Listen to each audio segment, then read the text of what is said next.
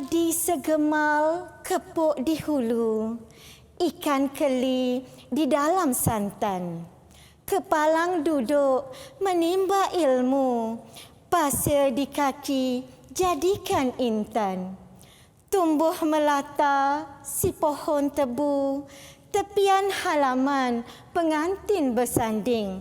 Banyak harta tak ada ilmu, bagaikan rumah tidak berdinding.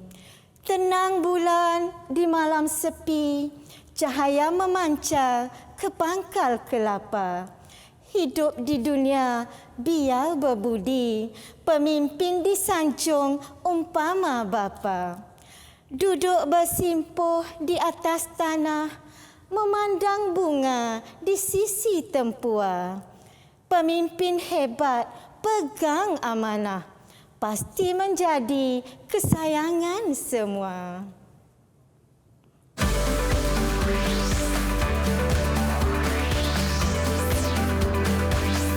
Didik TV KPM.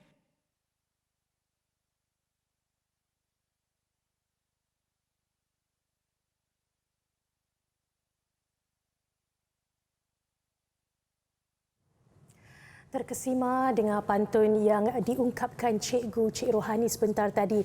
Anda sedang menonton Didik TV KPM, saya Nurul Huda Abdul Aziz. Hari ini mata pelajaran sejarah, subtopiknya usaha ke arah kemerdekaan pendidikan dan politik. Jadi kita dah berkenalan dengan Cikgu Rohani sedikit sahaja melalui ungkapan pantun sebentar tadi. Apa kata kita terus berkenalan dengan Cikgu Rohani lebih mendalam lagi. Jom kita saksikan profil guru hari ini.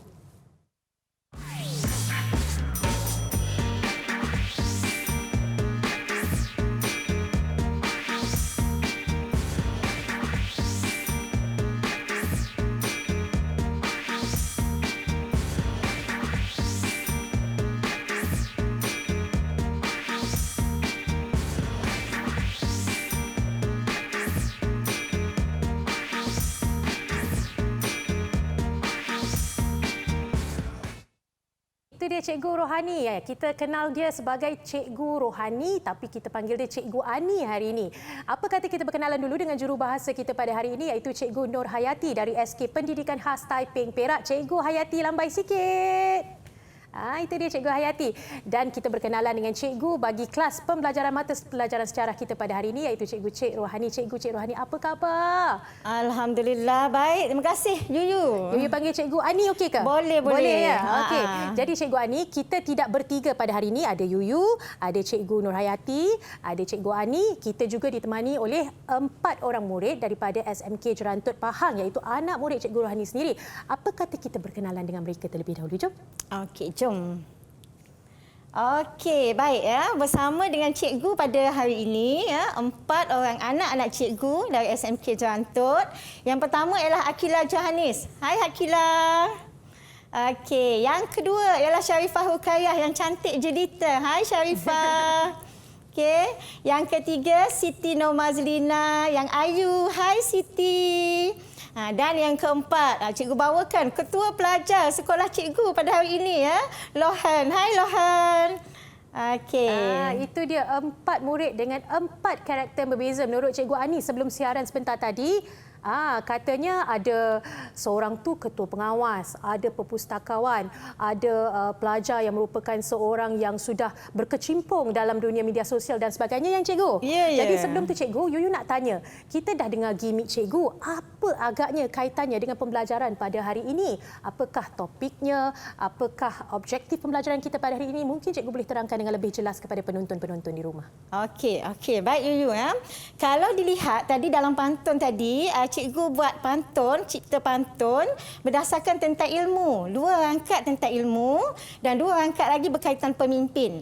Jadi 2 benda itu adalah berkaitan dengan tajuk kita pada hari ini iaitu usaha ke arah kemerdekaan dalam bidang pendidikan dan politik. Ya? Jadi itu tajuk kita pada hari ini. Okey, apa kata cikgu kongsikan dengan penonton objektif pembelajaran pada hari ini? Silakan cikgu. Okey, terima kasih Yuyu. Okey, Okey, jadi tajuk kita pada hari ini daripada bab 7 ya, Yuyu. Jadi anak-anak yang berada di luar sana boleh sama-sama dengan cikgu hari ini buka buku teks ya tingkatan 4, muka surat 180 ya. 180 sehingga 187. Jadi itulah dia ya, apa dia muka surat ataupun tajuk yang akan kita belajar pada hari ini, iaitu usaha ke arah kemerdekaan dalam bidang pendidikan dan politik ya, daripada bab 7. Okey, kita tengok dulu SP ataupun standard pembelajaran. Yang pertama 11.4 ya, menjelaskan sistem pendidikan kebangsaan, dan yang kedua 11.1.5 yang menghuraikan penubuhan parti-parti politik. Okey, kita lihat yang pertama ya, tentang sistem pendidikan kebangsaan di tanah Melayu. Okey, sebenarnya ketika zaman penjajah, sistem pendidikan di tanah Melayu adalah mengikut sistem sekolah vernakular. Ya, yang mana ada sekolah vernakular Cina, sekolah vernakular Tamil ya. Yang mana sekolah vernakular Cina dan Tamil ini menggunakan sukatan pelajaran yang berbeza, menggunakan bahasa ibunda masing-masing. Okey, tenaga pengajar juga diimport dari negara Cina dan menggunakan buku teks yang juga dari negara Cina. Di samping sekolah vernakular Cina dan Tamil, adanya juga sekolah vernakular Melayu, di samping sekolah aliran agama dan juga sekolah aliran Inggeris. Jadi kepelbagaian sistem pendidikan ini menyebabkan tidak ada perpaduan di kalangan penduduk.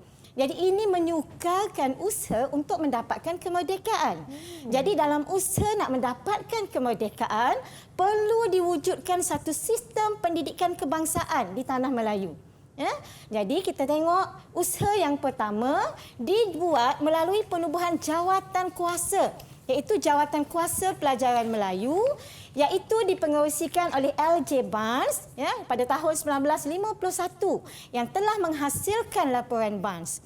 Okey, jadi laporan Barnes ini dia menekankan kepentingan sekolah rendah untuk membina satu rupa bangsa penduduk yang menganggap tanah Melayu ini sebagai tempat tinggal yang kekal dan tumpuan taat setia. Okey, ada dua kandungan yang terkandung ya dalam laporan Barnes. Yang pertama ya, sekolah rendah menggunakan bahasa Melayu atau bahasa Inggeris sebagai bahasa pengantar. Pilih salah satu. Ya. Yang kedua, sekolah menengah menggunakan bahasa Inggeris sebagai bahasa pengantar. Ya. Ini cikgu ada tunjuk gambar ya berkaitan dengan sistem pendidikan ya ketika itu ya, ketika tahun 1951. Ya. Okey, kemudian seterusnya. Okey, habis laporan Barnes, dibuat pula laporan Fenwu pada tahun yang sama, 1951. Kenapa ada laporan Fenwu ini? Sebenarnya ini adalah sebagai tanda tidak puas hati ataupun bantahan masyarakat Cina terhadap laporan Barnes. Okey, jadi laporan ini telah mengkaji pendidikan Cina ya, dan antara kandungan Fenwu ialah sekolah Cina diteruskan secara berasingan di bawah sistem kebangsaan. Pendidikan sekolah Cina haruslah berorientasikan tanah Melayu. Ordinan Pelajaran 1952 pula diperkenalkan ya selepas laporan Barnes. Tujuan dia adalah untuk membentuk sistem pendidikan yang menggunakan bahasa rasmi persekutuan dan semua murid daripada pelbagai bangsa disatukan dalam sistem pendidikan yang berunsurkan tanah Melayu. Ya, dalam Ordinan Pelajaran 1952 ada 3 perkara yang termaktub, iaitu sekolah rendah hanya ada 2 jenis sahaja, iaitu sekolah yang menggunakan bahasa Melayu dan bahasa Inggeris sebagai bahasa pengantar. Yang kedua, bahasa Cina dan bahasa Tamil diajar jika menjadi sebagai bahasa ketiga ya, sekiranya terdapat 15 orang murid. Dan yang ketiga, sekolah menengah menggunakan bahasa Inggeris sebagai bahasa pengantar. Ordinan Pelajaran 1952 ya masih belum dapat memenuhi aspirasi semua kaum di tanah Melayu ya, kerana mendapat tentangan semua kaum. Okey, jadi cikgu nak tanya ya anak-anak murid cikgu pada hari ini, berikan pandangan anda mengapakah Ordinan Pelajaran 1951 ini mendapat tentangan daripada semua kaum. Okey, siapa nak mula dulu? Siapa yang nak mulakan? Boleh angkat tangan dan tekan yes. Okey, Siti. Tekan butang mikrofon. Silakan Siti. Saya rasa orang Melayu menentang Ordinan Pelajaran 1952 ni sebab mereka hanya menggunakan bahasa Inggeris. Ini meminggirkan bahasa Melayu sebagai bahasa kebangsaan di sekolah menengah. Okey, tahniah Siti. Tepat sekali. Ya. Apabila sekolah menengah hanya menggunakan bahasa Inggeris sebagai bahasa pengantar, meminggirkan bahasa kebangsaan.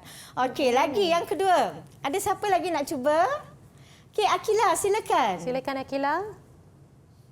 Saya rasalah cikgu, orang bukan Melayu menentang Ordinas 1952 ini kerana bahasa Cina dan bahasa Tamil cuma diajar sebagai bahasa ketiga di sekolah rendah dan di sekolah menengah tidak diberi perhatian. Tepat. Tahniah Akila. Cemerlang. Betul. Bahasa Cina dan Tamil cuma diajar sebagai bahasa ketiga. Okey, ada siapa lagi nak sambung? Okey, silakan Sharifah. Saya rasa orang bukan Melayu menentang ordinan ini sebab bahasa ibuda mereka hanya akan diajar jika terdapat lebih daripada 15 orang pelajar bukan Melayu di sesebuah sekolah tersebut. Ya, tepat. Tahniah Sharifah. Ya. Hanya ada 15 orang murid ke atas, maka bahasa Melayu dan bahasa Tamil dan Cina ini akan diajar di sekolah. Okey, ada nak tambah lagi tak? Nampak Lohan macam tak sabar. Okey, silakan Lohan. Silakan Lohan. Cikgu, saya rasakan cikgu, sekolah vernakular Cina dan Tamil tidak diterima sebagai sistem pendidikan kebangsaan dalam ordinan pelajaran. Betul tak cikgu? Okey, tepat sekali pandangan awak Lohan. Betul sekali ya. Bahasa Cina, sekolah Cina dan sekolah Tamil tidak diterima dalam sistem pendidikan kebangsaan ya kerana menggunakan bahasa ibunda masing-masing. Okey, baik. Kita pergi pada penyata yang terakhir iaitu penyata Jawatankuasa Pelajaran 1956 yang dikenali juga sebagai penyata razak ya. Di mana penyata razak ini berusaha untuk memupuk perpaduan rakyat berbilang kaum melalui sistem persekolahan yang sama, bahasa kebangsaan sebagai bahasa pengantar dan kandungan kurikulum yang seragam dan bercorak kebangsaan. Dan penyata razak ini akhirnya telah mengemukakan beberapa cadangan. Yang pertama, sekolah umum. Ya, sekolah umum kalau hari ini kita kenali sebagai sekolah kebangsaan. Ya, peringkat rendah menggunakan bahasa Melayu. Manakala sekolah jenis umum ataupun hari ini kita kenali sebagai sekolah jenis kebangsaan ya di peringkat rendah menggunakan sama ada bahasa Inggeris, bahasa Cina dan atau bahasa Tamil. Manakala yang ketiga, bahasa Melayu dan bahasa Inggeris dijadikan mata pelajaran wajib di semua sekolah. Dan yang keempat, sekolah menengah kebangsaan menggunakan bahasa Melayu sebagai bahasa pengantar. Manakala bahasa Inggeris menjadi mata pelajaran.